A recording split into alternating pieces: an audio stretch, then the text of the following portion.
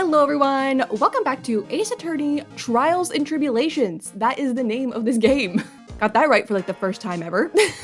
I still can't believe a few videos back I just said Justice for All and I didn't notice in the moment or in editing and I just uploaded it being like, welcome to Justice for All! You guys were like, Morgan, this is not Justice for All. Oops.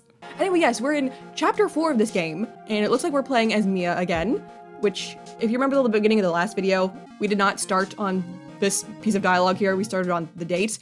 You didn't miss anything. I just last time advanced forward one bit of dialogue so that I could save. So nothing was missed. This was just right after the date. And yeah, as I've mentioned, I'm pretty sure I've mentioned anyway, in the past. Before I start a video, I will pull up the guide just to get an idea of how long each section is, so that I know roughly how long the video is gonna go on for, because I like to try and keep trial segments and investigation segments in one video. So I checked today, this chapter might actually end up being really short because it's only a trial. We got trial part 1, part 2, that is it for this chapter. We're playing as Mia. Yeah, weird. So no investigating, we're just jumping into a case like it's chapter 1 of the game all over again. But I'm excited nonetheless because I know at some point in this trial, Edgeworth is gonna show up and I'm very excited for that. So yeah, let's just jump into this, I guess. I'm so nervous. I feel like I'm going to die. I never should have accepted this case. Oh my gosh, that's right. Eek! That guy.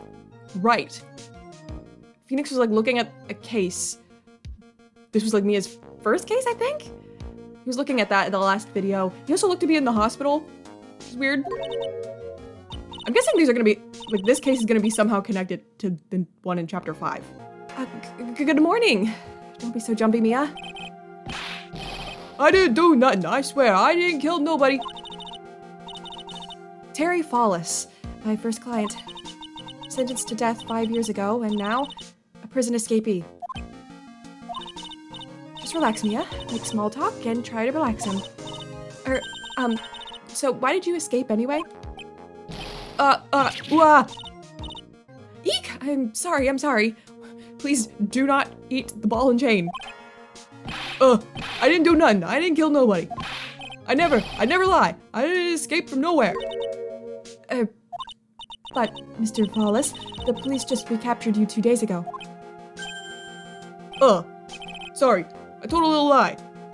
Aw, look at his eyes, he's so sad. Oh boy. But anyway, I didn't do it. I never killed nobody. I'm sorry for asking, but you're on death row, right? Eek, I'm really sorry. They sentenced me to die 5 years ago, but I was tricked, I tell ya. A woman, she lied in her testimony. That's why I got the death penalty. Was it Dahlia Hawthorne? Probably not. But when you say that woman and we're back in the past again, that's where my mind goes. I swear, I didn't kill her. I could never do that. I don't know what this voice is, by the way. I really don't. It just came out and that's what we're rolling with. 2 days ago, he escaped from the police wagon when it crashed. Then about 8 hours later, a policewoman was murdered before the police could recapture him. The police believe that Terry Follis did it. After you escaped, did you meet a policewoman? Yeah, I did. She's the reason I escaped. So that much is true. He did meet with the victim. But I didn't kill her. She was alive when I left. She was alive. It's true. I can trust him, right? I mean, I should. Ha.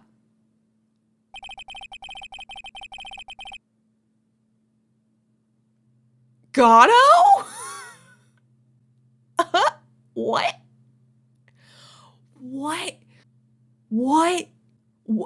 That's Gatto. That's him. He just doesn't have the mask on. Why don't you have the mask on? What? Oh my god. This is weird.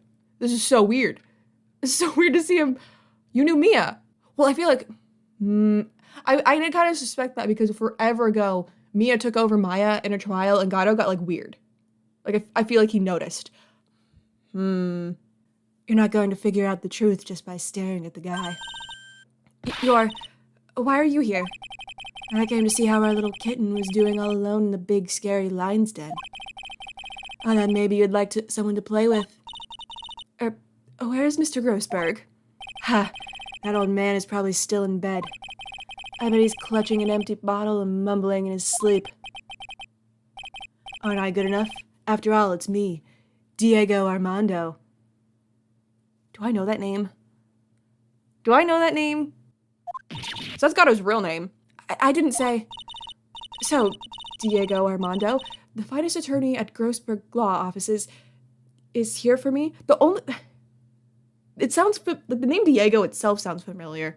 I don't know, I could be making things up. I don't know why my mind immediately thought that it was like the person that Dahlia Hawthorne first poisoned, but that wouldn't make sense because Gatto's alive. That person wasn't that person also Mia's boyfriend? I could just be mixing names up. No, you've got it all wrong.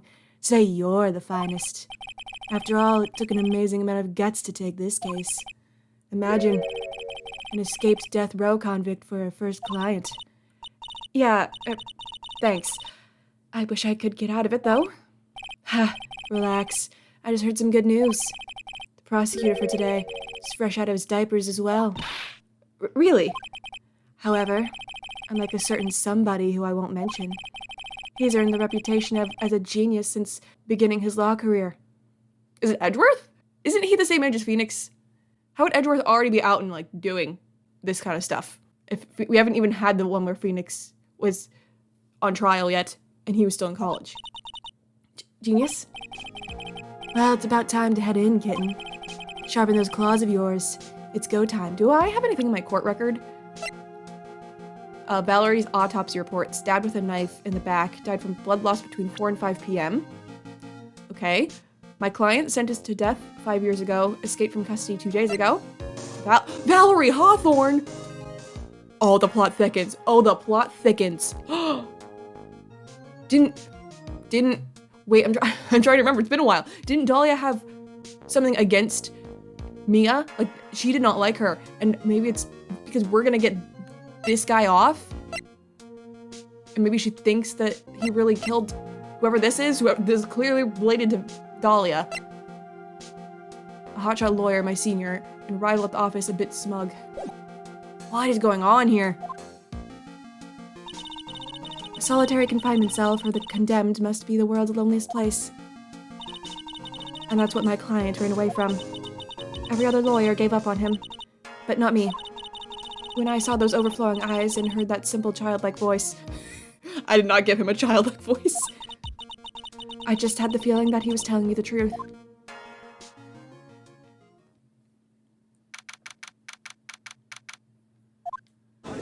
Oh my god, it is Edgeworth!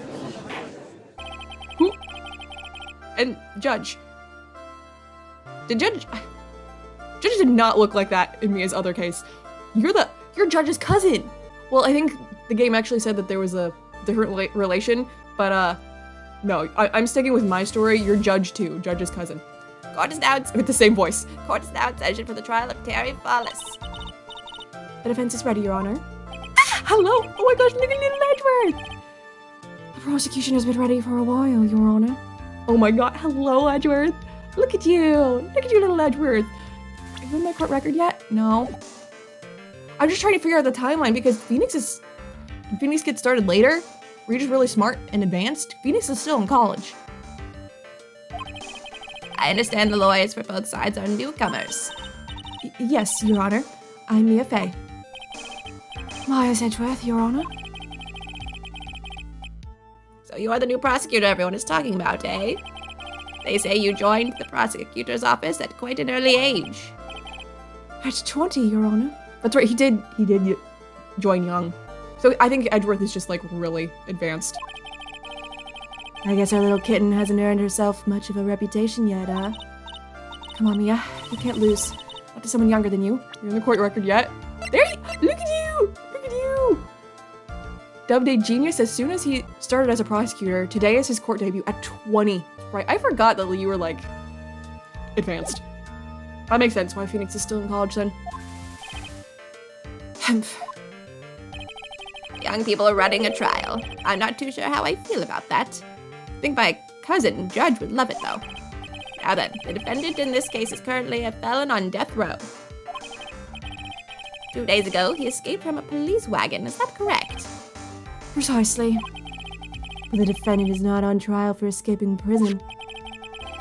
On the day that the defendant escaped, a policewoman was murdered. So we're here to determine if Mr. I want to say Flawless. Fallis was responsible for her death. You got it, kitten.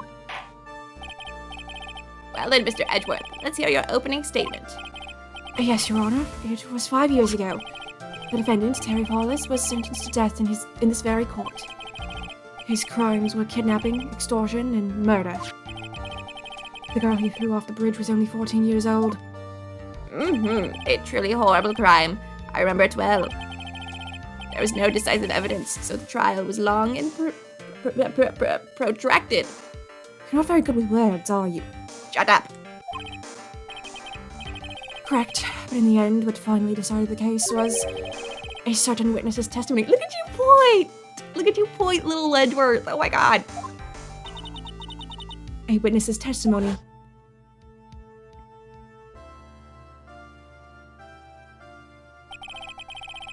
The testimony of Detective Valerie Hawthorne, the person who confronted this criminal. Oh. And then that's who ended up dying. Okay, yeah, not looking good for you so far, buddy. She arrested Mr. Paulus at the scene and later testified against him. She said she witnessed Mr. Paulus throw his young victim into the river.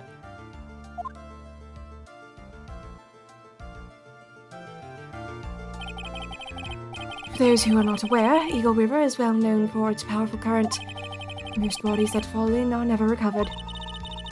So Ms. Hawthorne's testimony was the one that put him away. A policewoman you just mentioned. That wouldn't be... Exactly. The victim. The same woman that was killed 2 days ago. Police Sergeant Valerie Hawthorne. Aha, I see. The man who was sentenced to death based on her testimony escaped 2 days ago.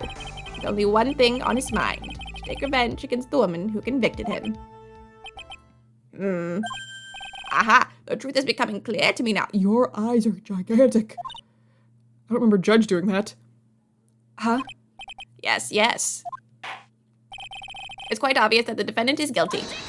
Hey, you can't just decide that without any evidence. Wait a minute, that's not right.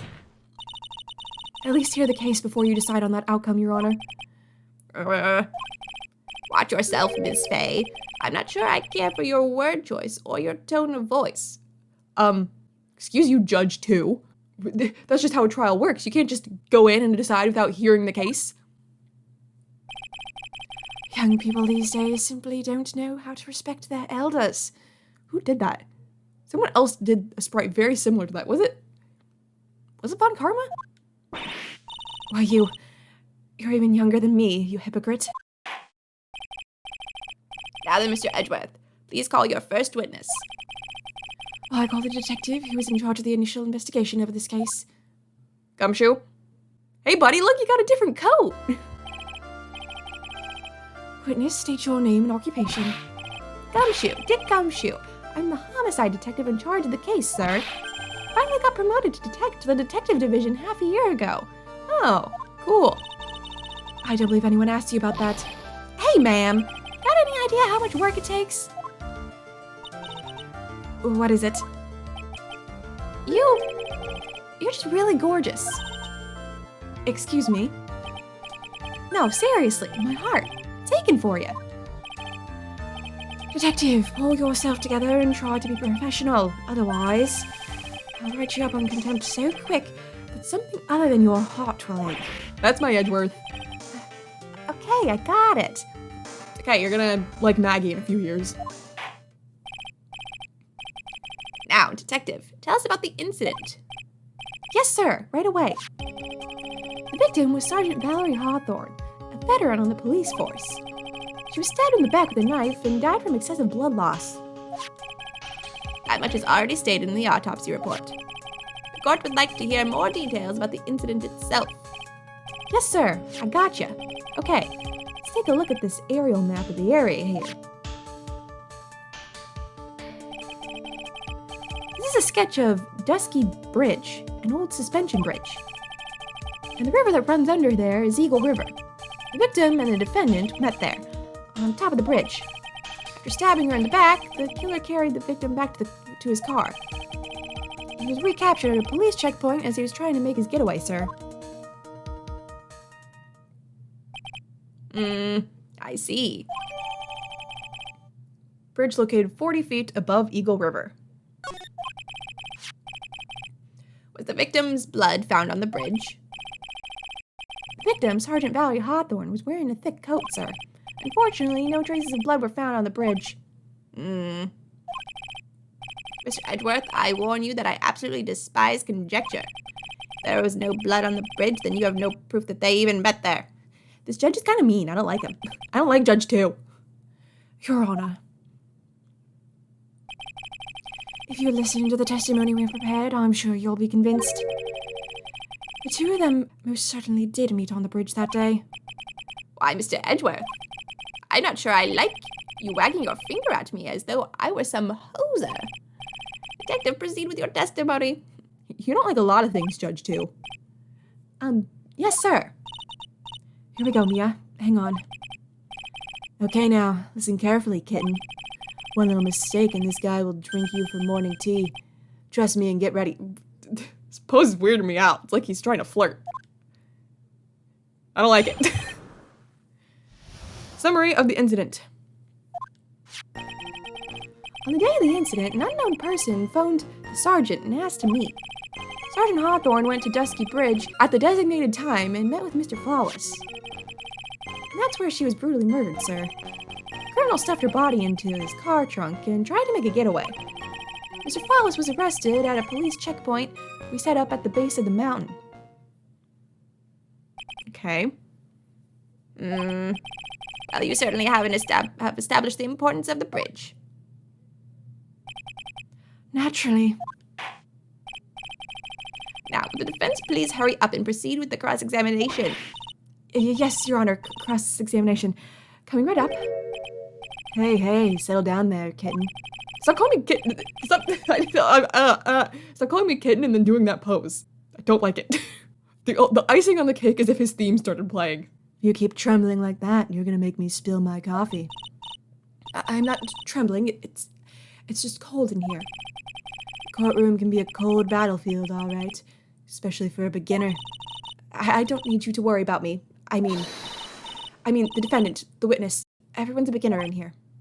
Ha, you got me there. But maybe you should keep your claws out and show them what you've got, kitten. Stop calling me that! It's okay, Mia. Stay calm. Just remember those court procedure videos you stayed up all night, all last night watching. Okay, that first statement. You mentioned an unknown something. Yeah, an unknown person. Let's press on that. This unknown person, you have no idea who it might be, right? Sorry, but I'm afraid I do. What? The one who called Sergeant Hawthorne was the defendant, Terry Follis. What? The defendant? The defendant called her. His eyes are so huge. Sergeant Hawthorne was a very thorough person, sir. She left a note about her phone call with Mr. Follis. A note? Yeah, a top secret memo that she left in her desk. Confidential police materials written by the victim. According to this note, it seems the one who called her to the bridge was indeed the defendant, Terry Follis. Whose bright idea was it to keep that note from me? Ha! Looks like the judge is even more sure of his verdict now. Listen up. Never ask a question if you don't already know the answer. It's that detective's fault. He's the one that said unknown person. That's true. Gumshoe, what the heck? You could have just said it was him. Hey now, don't make that face at me. I just said it that way because the prosecutor told me to. Edgeworth! Is that a trap? That cute face, I didn't expect him to be so sneaky. Cute little Edgeworth! Humph. Oh, this is Edgeworth before all of his character development. Can I check this? February 14th, 1:21 p.m. Follis, 4:30 p.m. That bridge. Wear white scarf for identification. Talk to Dahlia. There she is. This case is gonna be somehow related to how Dahlia hates Mia. Tell her this time the whole truth must come out. Talk to Dahlia. Tell her this time the whole truth must come out. What is that about? Dahlia, did you do more murder? I don't trust that girl. Okay, let's see. Did I say let's see? Let's see. Okay, they met. brutally murdered. The criminal stuffed her body into his trunk and tried to make a getaway. How about you tell me more about this? Mr. Fawless had a car then? Well, that ranch is way up in the mountains, ma'am. The defendant and the victim both went up there by car. I mean, how else, right? What? You mean the defendant drove his own car? How did he get a car? He's been in jail. No, of course not. It was stolen. He stole it from a young couple that had been waiting at a red light. Car thieves. I'm not sure how I feel about car thieves. I hate them. Is this guy sure about how he feels about anything? This judge sucks. This is a photo of the stolen car's trunk. I noticed something broke there at the trunk. Naturally, that's the body of Valerie Hawthorne in there. Whoa, that doesn't look too comfortable. Good thing she's dead. A photo of the trunk of Fawless's car. The victim, she was stabbed in the back, correct? Yeah. Ha. For some reason, men always seem to get stabbed in the back. We're talking about a woman here. I was like, what is he talking about? We're talking about. I literally had that same thought. Like, why is he saying that? You can't tell from this photo, but the knife was stuck in her back, nice and firm. She doesn't have a white scarf, I notice. The condition of the body when it was discovered is very important information. Detective, was there anything strange or noteworthy in the trunk of the car? Here's a photo of the trunk, but I don't see anything strange, do you? Anyway, okay, clearly I'm supposed to see something strange. I'm supposed to present something here. The thing I'm thinking about is the scarf. There's a scarf mentioned in that note, and she's not wearing it. That's the crime photo, not this is what I wanted. We wear white scarf for identification. This is what's weird. Witness.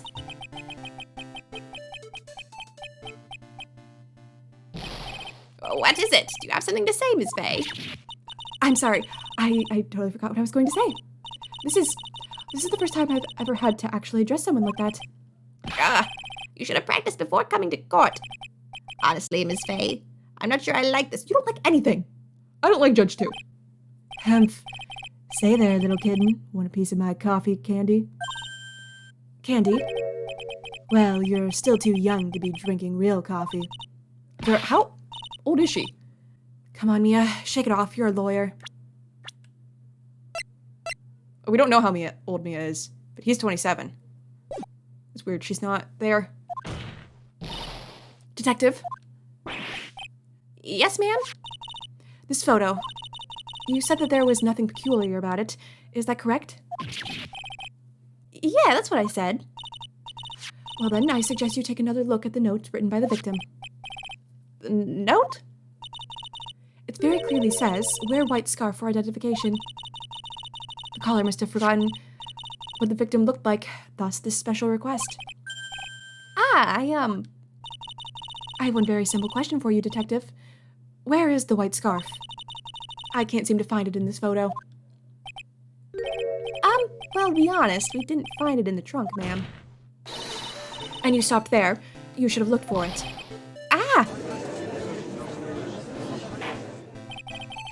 The caller told her to wear it to identify herself, so I expect she did just that. Well, Mr. Edgeworth, what do you have to say about this? Oh, I see the defense is a little lacking. The scarf you are searching for so desperately. Is it this one, perchance? Where'd you find that, sir? On Dusky Bridge. I was there first and decided to conduct my own investigation. Why? Why didn't you tell me? I made a decision to keep all pieces of evidence in my personal satchel. It's the safest place I know. Humph. That hot shot sure has a flair for the dramatic. That scarf looks a little blue to me. It's not exactly white as the caller requested, but as you can see, it's close enough for what it was intended for. It looks like it spent some time in the mud. Not surprising. It was drizzling on the mountain that day. Prosecutor Edgeworth. He was intentionally hiding that scarf the whole time. It is weird to me that it's not white though. That looks blue. The court will accept the scarf into evidence. Worn by the victim at the time of the incident, found on Dusky Bridge. Now, if the attorney for the defense is finished embarrassing herself, I'd like to move on with the testimony. That is all right with you, isn't it, Miss Fay? Boy, would I like to wrap this scarf around his smarmy little neck. Ah, you can't do that. He's best boy. Very good. Now, if we're done with this mud-covered scarf business, the prosecution moves to establish conclusively and with hard evidence that Miss Hawthorne and Mr. Fawless did indeed meet on the bridge that day. Further, we will show exactly what occurred there. That sounds quite promising. I can't wait to hear all about it. Everything is moving at his whim. Don't forget, kitten, there's a reason why everyone considers this kid a genius. A genius, huh? He's pretty darn smart.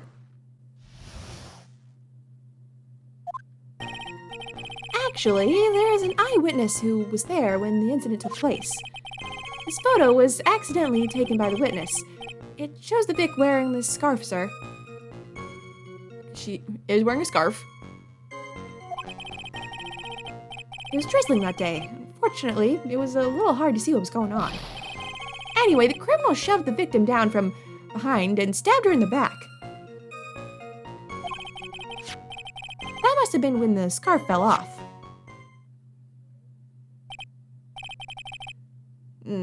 Looking at this photo, you really get the sense that this bridge is very high up. It's about a 40-foot drop from the bridge to the Eagle River down below. Mr. Edgeworth, who took this photo anyway? Let's just say that it was a well-intentioned third party. Aha, a potential witness. So why isn't this person in the courtroom? Well, they said that they absolutely did not want to testify. I wonder who it is. The person in question is very delicate, Your Honor. Is it Dahlia Hawthorne?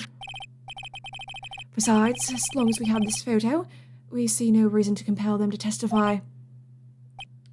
I'm not sure how I feel about that. Seems to have been taken by the witness. So, as you can see, Terry Fawless had both the motive and the opportunity. I think it's quite clear at this point what happened on that bridge. Aha, the truth is becoming clear to me now. Huh? Yes, it's quite obvious. He's clearly guilty. Not again. Not again. That's not fair. I haven't even done my cross-examination yet. What do you mean,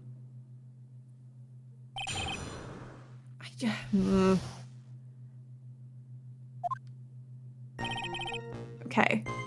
I feel like it's gotta be that it escalates very quickly. Anyway, the criminal shoved the victim down from behind and stabbed her in the back. Crime photo.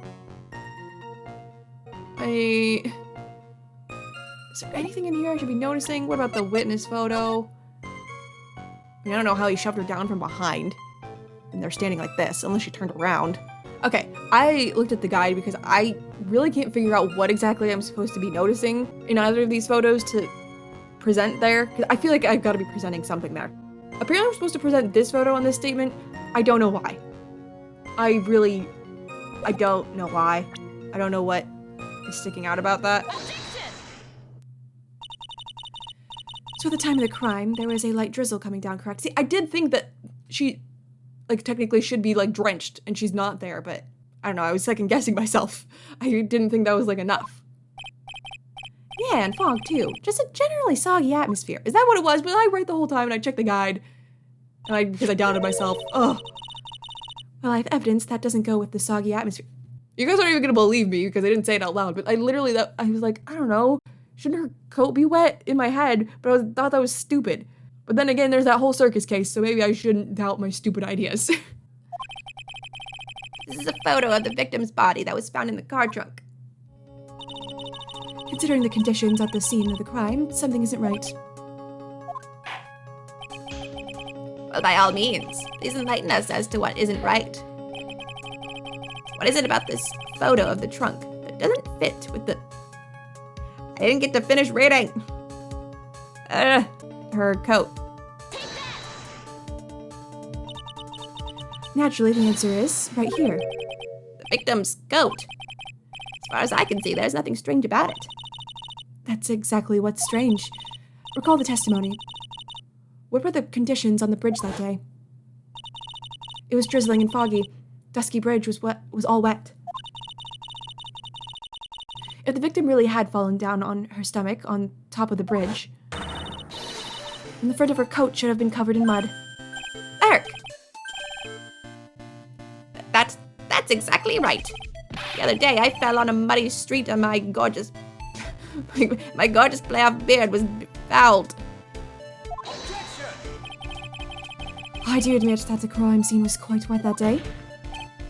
However, that doesn't mean that the top of the bridge itself was muddy. If Your Honor had fallen in the shower instead of on the muddy street, your glorious hockey beard, pride of the legal league, would be wet and not muddy. Kissing up to him. Fortunately, I have yet to test that. Still, your point is well taken. Can you prove that the surface of the bridge was muddy that day? The scarf. I can. The surface of the bridge, huh? Ha! A real man wouldn't stand for a taunt like this. Neither would a real woman. Of course I can. Here's the evidence that proves the surface of the bridge was muddy. This scarf. The evidence is this scarf. Ah, It should be obvious. If the scarf fell onto the bridge and got this muddy, it means that the bridge was obviously covered in mud. Ugh. Ew. I can't be outwitted by this novice bimbo. That's some old Edgeworth right there. Hey, same to you, buddy. Miss Faye's assertion makes perfect sense to me. I do admit that there appears to be a contradiction between the condition of the victim's coat and her scarf. However, the real question is, why is there a contradiction? Huh? For every contradiction, there exists an explanation. Let's look at what the explanation in this case may be, shall we? Alright. It's not like he's really giving me a choice here. Ha. You're doing pretty well for a little kitten. Stop it! It's making me uncomfortable. I'm doing that pose and calling me kitten. I mean, it's not me. It's Mia, but I'm still getting the first person POV here. Mr. Armando. No matter what he says, the contradiction always comes down to a lie. It's either the victim discovered in the trunk, the witness's photo showing the defendant and the victim, or the witness's testimony that stated she saw the moment of the murder. I think it's the testimony. Just relax and think it over. It's pretty simple, isn't it? False evidence. It's one of those three.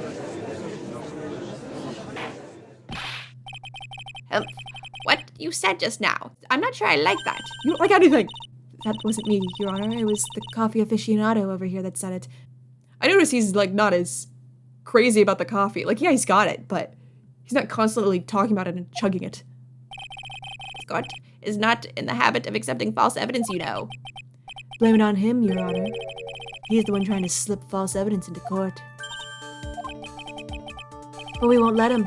We'll expose this evidence as the flimsy scam it really is. Yes. The false evidence in this case is the witness's testimony. It's a no-brainer. Obviously, it's the witness that's suspicious. During his earlier testimony, the detective pointed out a crucial fact. The criminal shoved the victim down from behind and stabbed her in the back. Now, is that testimony exactly what the witness claims to have seen? Yeah, that's what the witness told us. That testimony is filled with holes. After all, the victim's coat isn't dirty at all. That's true. It's not just true, it's the truth. There was a truly decisive witness in this case. I'm certain that boy wonder over there would have called them in the first place. Your Honor, the defense requests to cross-examine the eyewitness. The testimony presented so far is not only vague, but contradictory as well. Well, Mr. Edgeworth, it appears that we'll need to hear from your mystery witness after all. You should brace yourself for the brutal truth. Your Honor, the prosecution has no intention of hiding the witness from the court. We are prepared to present our witness at any time. Very well. Please bring forth your witness at this time. What Mr. Edgeworth said kind of worries me. What does he mean by the brutal truth?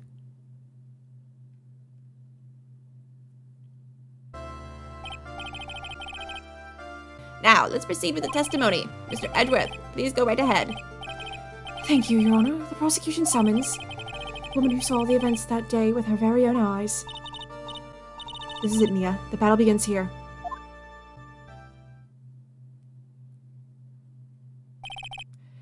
Witness, what is your name and occupation? I knew it! I knew it! I knew it! I knew it! What voice did I give you? I don't remember. It's been so long. Everyone is so silent that I can hear their hearts going pitter-patter. Well, we know she's a murderer. Did she kill her own sister? But if she killed her own sister, she could have been in jail at the time of Phoenix's case. Are we gonna lose this? Oh. When I look at you, how can I put it? You look as scrumptious as a double in a dozen donut holes. I feel like I want to hurry up and hand down a verdict just to have a bite. That was kind of creepy. Hey, not so fast.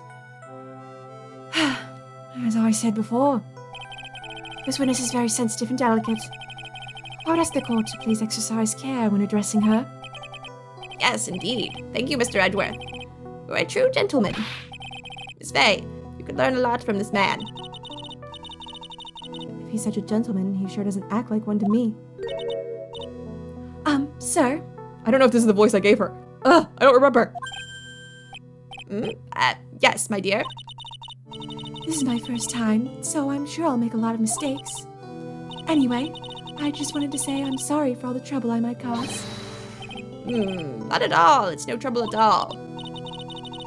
Now then, may we please have your name and occupation? My name is, Melissa Foster. No, it's not. It's Dahlia Hawthorne. I'm a college student, a freshman in the literature department. What did she say she was in Phoenix's case? Is she a freshman then? You were on the scene when the unfortunate event occurred, correct? And you were the one who took this photo? Is that accurate? How can you be so mean? What did I do? Now see here. What are you doing shoving that in her face like that? Huh? But it's just a photograph. It's not like it's something dangerous. Next time I'll be forced to penalize you. For what? Oh, I hate you, Dahlia Hawthorne, and Judge too. Uh-oh, I don't like the turn this has taken. Is she staring at me? And you would be? Uh-huh. I'm the defense attorney. My name is Mia Fay. I see. So you are. Now then, young lady, could you please give us your testimony? Yes, Your Honor. I'll do my best. God, I hate this woman.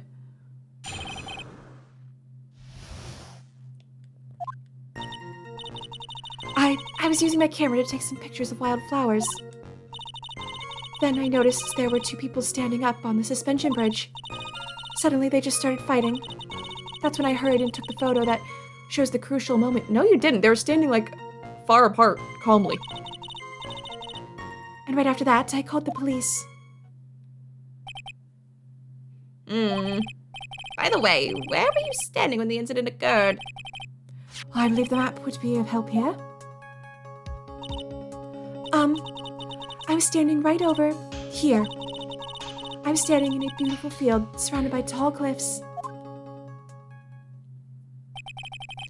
So you took the photo from that location, eh? I brought the camera I was using at the time, just like Mr. Edgeworth asked me to. Oh, what a cute camera, just like its owner. Melissa Foster took the witness's photo with this, a small but powerful model. Her name's not Melissa Foster. It's kind of crazy it didn't get brought up in the later trial. Like, this girl has lied about her name in the past. I don't know if it would really matter. to be brought up in that trial, but your name is Dahlia Hawthorne. You're somehow related to the victim. All right then, Miss Faye. Time for your cross-examination. I warn you, make the witness cry again and you'll feel the wrath of my gavel. The witness can suck it. So can you, Judge 2. Ugh. Okay, we're gonna present that photo on this. That's when I heard and took the photo that shows the crucial moment. That's not the crucial moment. Wait. Witness's photo. Witness, when you said you took a photo of the crucial moment, is this what you meant? All I can see in this photo are two people facing each other. You testified that you saw the two of them starting to fight. Normally, that's the kind of thing we would refer to as a crucial moment. Why haven't you presented a photo like that? Well, you see, the photo we presented was the only one there was. But if you really wanted to capture the crucial moment, then what happened next? You must have taken a photo of it. No. My apologies, young lady. But Miss Faye's assertion is not without a certain amount of merit. Thank you, Judge 2. He can certainly downplay a situation, can't he? I'm glad he's just not outright refusing to believe it. I'm sorry. I'm a very bad girl. I used it all up. The film, I mean. You ran out of film. This photo was the last one. What? Unfortunately, that is the truth. I personally examined all of the photographs she took that day. All the other photos are of the witness herself, playing among the wildflowers. The witness herself? Then who took the photos? Well, you see, my camera has a timer feature built into it. So you took the photos of yourself? I remember taking some photos of myself once, too. Please, no details. I don't want to see those photos. It seems that Miss Faye's assertion was not so decisive after all. Wait, just a minute. No minutes for you. Well, if she had no film left, she couldn't very well take more pictures, eh? Miss Foster, perhaps then you could tell us about a different sort of photo? Photos of the incident that you took with your very own eyes? Mr. Edgeworth, you're quite the poet. Very well then. Let's get back to the cross-examination. Let's hear your thoughts on the fight that you witnessed. Yes, Mr. Judge. Boy, this guy is really a sucker for sweet talk. Huh, what do you think, Otto? It looks like the other kitten in the room is the one that's getting all the attention. I haven't gotten attention at all. Except from Gumshoe. Yeah, it's sickening. The victim turned around and tried to run away. Wait, she couldn't have. Right? Where's the map? She couldn't have run away anyway because the bridge was broken. Hey, it was impossible, lady. Oh, it would help if I actually presented that map. Take that. Witness, your testimony is a joke. Huh? What? But I just... Miss Faye, I thought I warned you not to make the witness cry. Not my problem, Judge. That is not the reason I'm here. I'm here to shove evidence in Dahlia Hawthorne's face, because she sucks. One short testimony and two bad contradictions. There's no possible excuse. You say there were 2 contradictions. It's simple. Just take a look at the diagram of the area.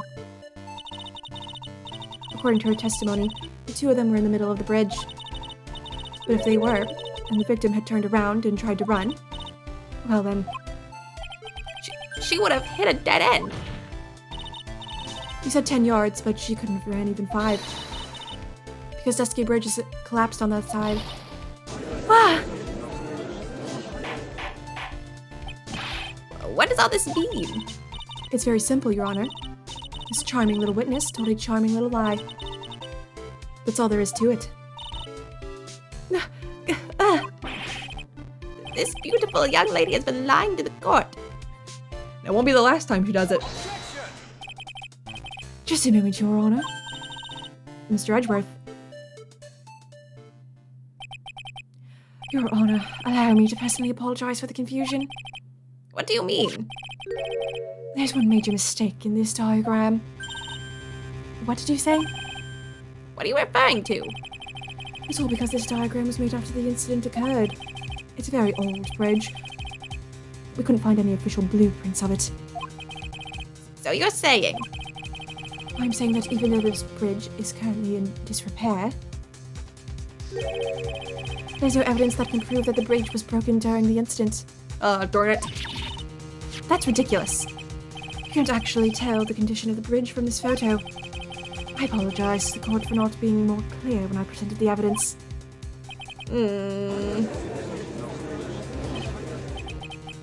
Ha, that guy is good. There's no way to prove that it was broken, but there's also no way to prove the opposite. Huh? What do you mean? He planned it from the beginning.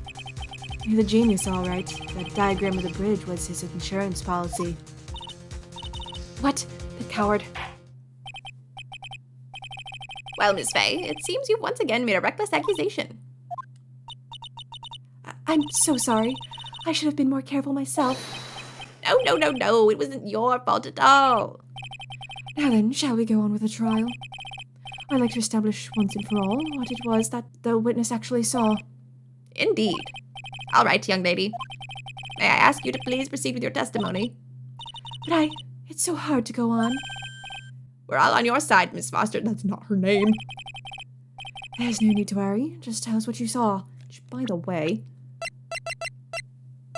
26-year-old Gumshoe, college student, witnessed and photographed the incident on Dusky Bridge. Yes, sir. Running from the crime. After he stabbed her in the back, he quickly picked her up in his arms.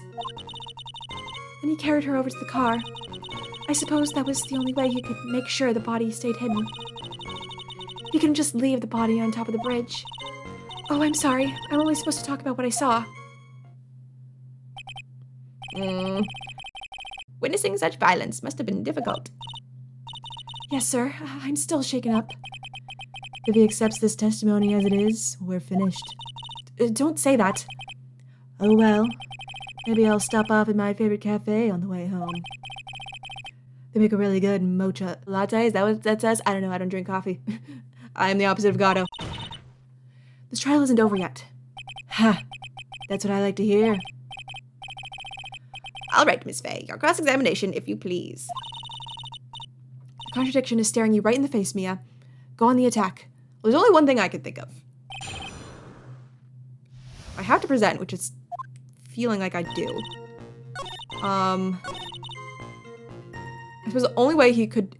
That was the only way he could make sure the body stayed hidden. Is it the map again? Because that is not the only way. Look at all the bushes around here. Heck, you could have dropped her into the lake, or the river. That's not a lake. I'm gonna go with this. A killer not wanting his victim to be found. I can understand that. However, the idea of moving the body for that purpose is clearly odd. There is a much easier way to make sure the body wasn't found. Well, what is it? Take another look at the map of the area and you'll see how. There's a river right below the bridge. Earlier, Mr. Edgeworth pointed out something interesting about the river. For those who are not aware, Eagle River is well known for its powerful current. Most bodies that fall in are never recovered. Ah, In the kidnapping case 5 years ago, the victim's body was carried away and never found. If 10 murders were to occur at that same spot above the Eagle River, you can bet your boots that every other killer would have tossed the body in the water. Order. I'm not sure if I care for the way you put that, Miss Fay. I want to punch this judge. I don't know why he annoys me so much. Stop saying you don't care for things. But I must admit that it does seem odd not to have thrown the body into the river. Oh!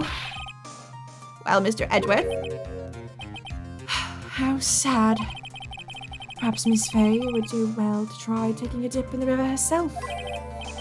After all, you claim to be such an expert in the way of nature. What are you talking about? My point is that no matter how odd you may find the killer's method of body disposal, the fact is that this is what the killer did. None of your arguments have anything to do with what the witness saw. Quite true. Miss Faye, it seems that your assertion is without merit after all. What the witness claims to have seen is totally ridiculous. Surely you can't deny that the body was found in the trunk of the car? That's certainly consistent with what the witness told us. Please, witness, go on with your testimony. I'll try. All you have to do is tell us only what you saw. Otherwise, the mean lady might yell at you again. Who is he talking about? All right, I'll do my best. Okay, after he stabbed her, he quickly picked her up in his arms. Oh, this is all new? There's no back arrow?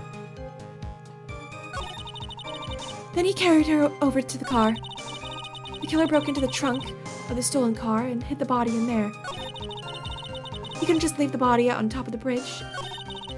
Okay, now some of it was the same. We just kind of got rid of this stuff at the start. Killer broke into the trunk of the car, of the stolen car, and hid the body in there. I mean, we do see that it's broken right there. Wait, is he handcuffed? I can't tell. Could he have broken into it? Or is it? He's handcuffed, isn't he? How could he have broken in or stabbed her? He's handcuffed. That's the only thing I can think of, and I've been staring at both of these, this photo and the crime photo, forever. I would take a gamble. I would trust my gut. Unlike last time when I checked the guide and it was the exact reason I thought was stupid. We're gonna go with it. Well, Miss Foster, it looks like you've done it this time. Done what? Made a crucial mistake. A crucial mistake? Like what, Miss Faye? The killer broke into the trunk of the stolen car and hid the body in there. You're saying you saw that, right? With your very own eyes? I think clearly this was the right thing. But now I'm starting to doubt my reasoning. As always, I pick the right thing for the wrong reason. Because we're also saying he drove there, which would have involved the handcuffs. He would have had to do a lot of things with handcuffs on. I don't know if the reasoning I picked was right.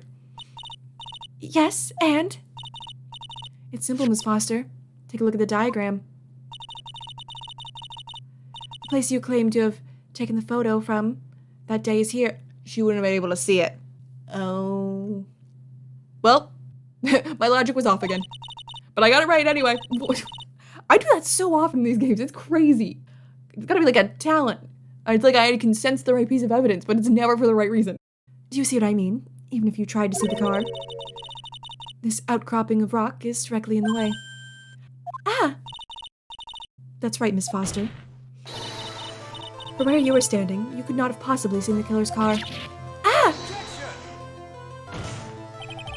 I admit the diagram shows a large outcropping of rock. However, it isn't so tall that it would stop her from seeing the car. That's right. It's not high at all. I was able to see his car just fine. I'm so sorry. That just doesn't wash. I believe it was the witness who presented this as evidence to the court, yes? This is the location that the photo was taken from.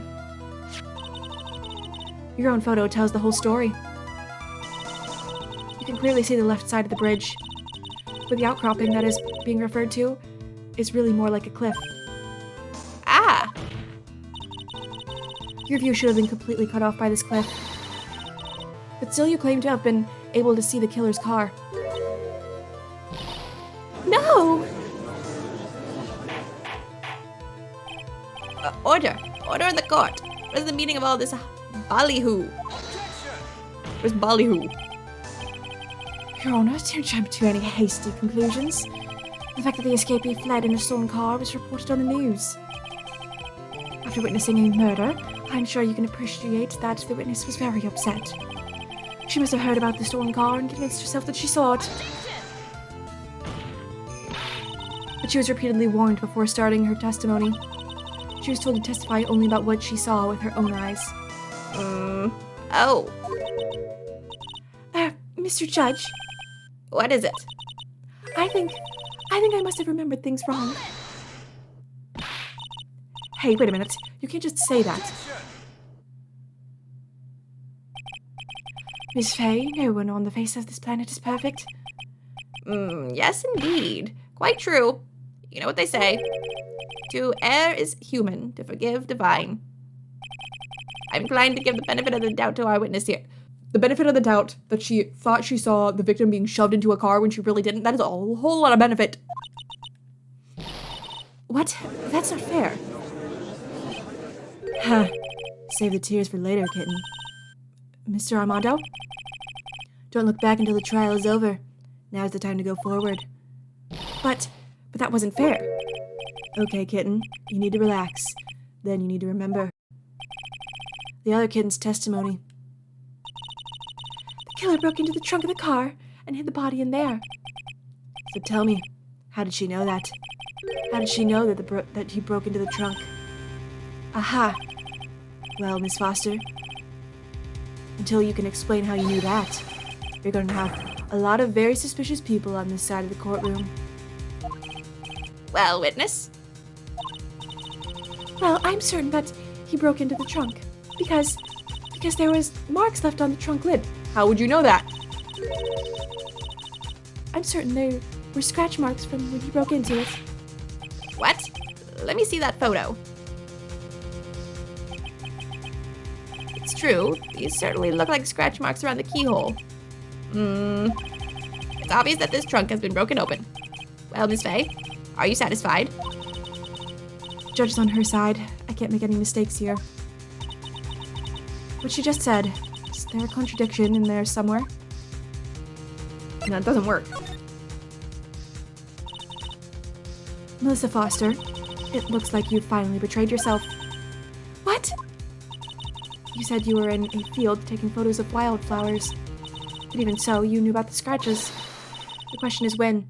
When did you get a chance to see those scratches? Exactly. Finally. I finally got her. Ha! I'm getting pretty tired of waiting over here. But perhaps it would be faster if Miss Faye explained herself. Your Honor, there's only one possible explanation. The reason the witness had seen the scratches was... She put the corpse in herself. Are we saying she did it? I mean, this is Dahlia Hawthorne. It's not out of the ordinary. But she's clearly related to this person. There's only one way that the witness had the chance to see those scratches. Yes? What is it? Naturally. When she opened the trunk and stuffed the corpse in herself. The person who really hid the body in the trunk of that car was... Melissa Foster. It was you that did it, wasn't it? That's ridiculous. I could never. It was the man in the prison garb. He's the one that... I don't think so, Miss Foster. If Mr. Fawless had been the one that put the corpse in the trunk, he would have simply used the car key. There was no need to break it open. But he stole the car. He stole it from a young couple that had been waiting at a red light. Which means that the key would have still been in the ignition. Oh, I see. Thank you for telling us about the scratches, Miss Foster. Without that, we never would have uncovered the truth. That it couldn't have been Mr. Fawless that put the body in the trunk. No! Preposterous. To even suggest that the witness put the body in there. If that were true, then how do you explain the photos that she took? The corpse could only have been put in the trunk when the incident occurred. We already know that at the time she was taking photographs. As a timer. Now's your chance, Mia. Finish this thing. On the contrary, I'm not so certain about that anymore, Mr. Edgeworth. There's no need to think too deeply about it. What I'm saying is the shutter for this may not have been pushed by Miss Foster herself. Present the camera. Boom. Let's take another look at this camera and see what features it has, shall we? It has a timer built into it, even a mini tripod.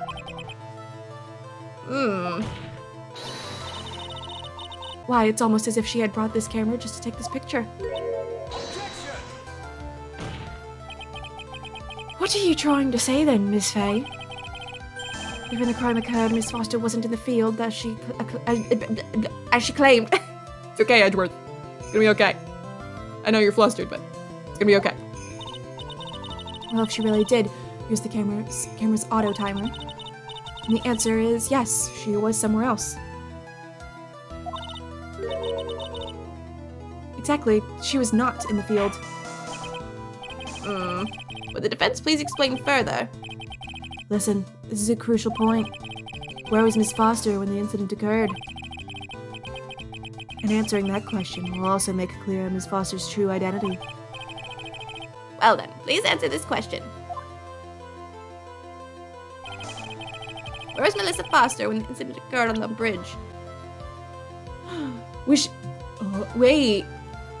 Well, she couldn't have been the killer, so was she disguising herself as the victim? Because the victim had a completely dry coat and no scarf. I didn't. She was here. Naturally, the witness was right here.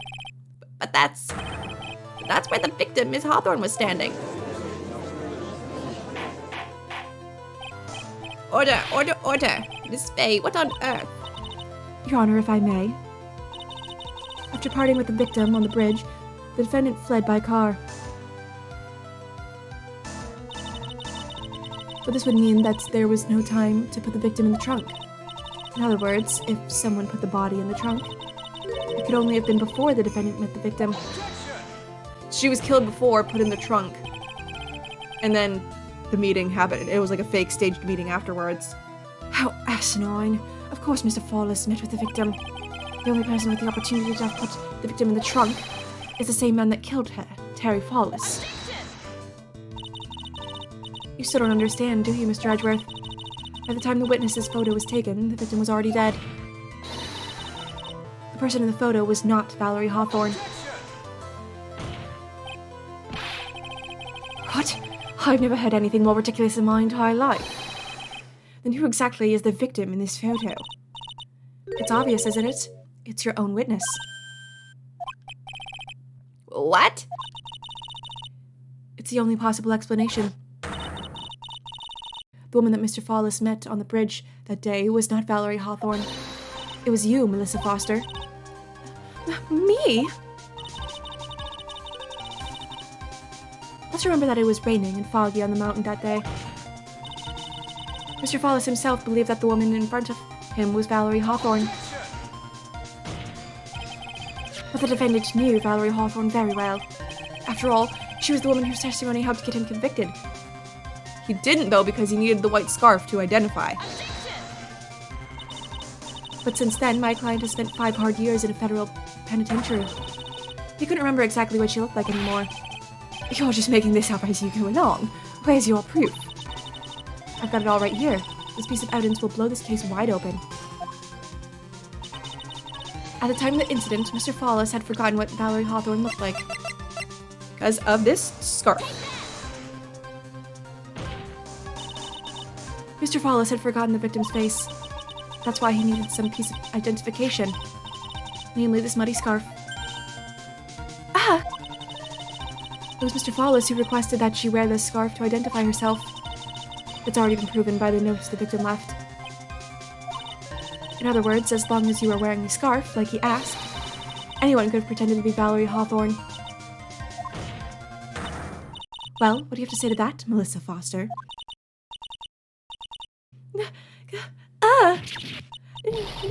No! Did you pass out? If you did, I don't believe it. Probably faked it. Where's Miss Foster? She's collecting herself in the lobby. It's obvious that Melissa Foster did it. She hid the body in the trunk and disguised herself as the victim. She set up the camera to snap a fake photo of them together.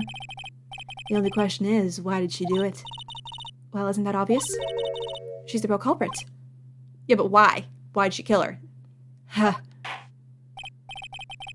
Well, we'll have to wait for Ms. Foster to compose herself before we start again. Until then, this court is in recess. I too enjoy slides like my cousin. The defense and the prosecution are both to wait in their respective lobbies. Yes, Your Honor. Understood. Very well. This court is in recess.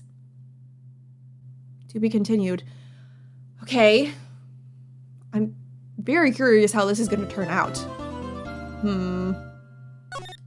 The part of me is wondering, is she, are we going to lose this trial? Because not very long after this, Dahlia Hawthorne murders 2 more people and is in court again for what we saw at the start. So how does that happen if she was put away and like for this murder? But she's also going by a different name here, Melissa Foster. I mean, I'm assuming her real name is Dahlia Hawthorne and she's related to this Valerie. So like, why'd she kill this Valerie if they're related somehow? This game, mixing it up again. Going back into the past, doing just like a short little trial with no investigation here. We get to see baby Edgeworth. Oh my gosh, so cute. Baby, 20 years old, still. Significantly younger than when we see him later. Also, Gatto? Hello? No mask? Like, what? Going by Diego. I feel like I need to go back to that first trial and check some things because I cannot remember. Is Diego the one that got murdered? Who did they say Mia's boyfriend is? I don't know. I'll probably update you in the next video. But for right now, I'm gonna go ahead and go. Thank you guys so much for watching, and I will see you in my next video. Bye!